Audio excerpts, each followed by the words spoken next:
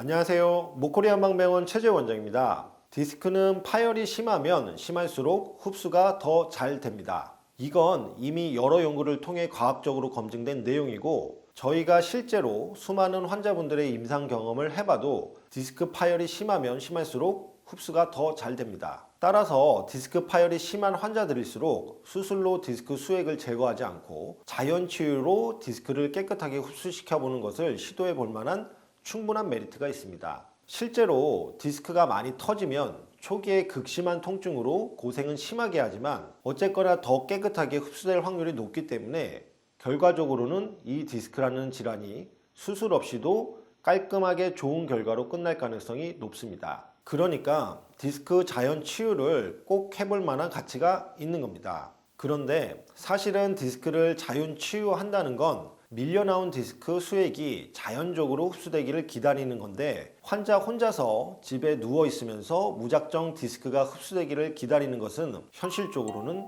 어렵습니다. 왜냐? 첫 번째는 참기 어려운 극심한 통증 때문이고, 두 번째는 혹시 모를 마비와 힘 빠짐, 대소변 장애 때문입니다.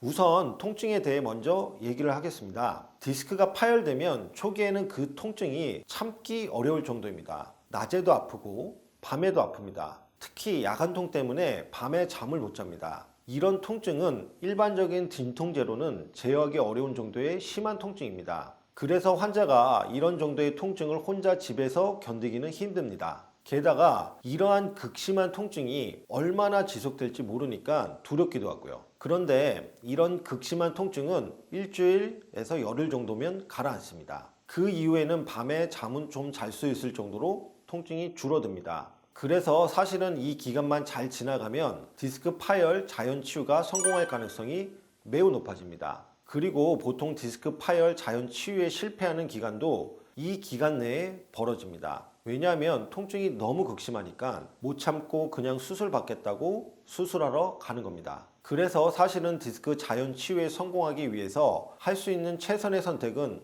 어디라도 척추를 치료하는 병원에 입원해서 전문가의 관리를 받는 것입니다. 그러면 통증 관리도 받을 수 있고, 또 일단 입원을 하게 되면 식사나 빨래 등 집안일에 전혀 신경을 안 써도 되니까 회복에만 전념할 수 있는 상태가 만들어질 수 있습니다. 자, 집에 누워만 있으면서 디스크가 흡수되기를 기다리는 어려운 이유 두 번째는 마비나 힘 빠짐, 대소변 장애 등의 증상 때문입니다. 디스크가 극심하게 터지면 마비나 힘 빠짐, 또 이보다 더 무서운 대소변 장애 등의 증상이 발생할 수 있는데, 이런 증상들은 일정한 기준을 넘어갈 경우에는 응급수술이 필요할 수도 있는 증상들입니다. 그런데 일반인은 어느 정도 심한 것이 괜찮은 것이고, 또 어느 정도 심한 것이 수술을 해야 될 정도로 심각한 것인지 모릅니다. 그래서 이런 증상이 있을 경우 입원해서 전문가의 도움을 받으면 의료진이 24시간 지켜보면서 마비 증상이 더 심해지는지 아니면 줄어드는지를 세심하게 살피면서 위험한 상황을 피할 수 있습니다. 보통 디스크 파열로 인한 극심한 통증이 일상생활을 할 수 있을 정도의 통증으로 떨어지는 기간이 4주에서 6주 정도인데요.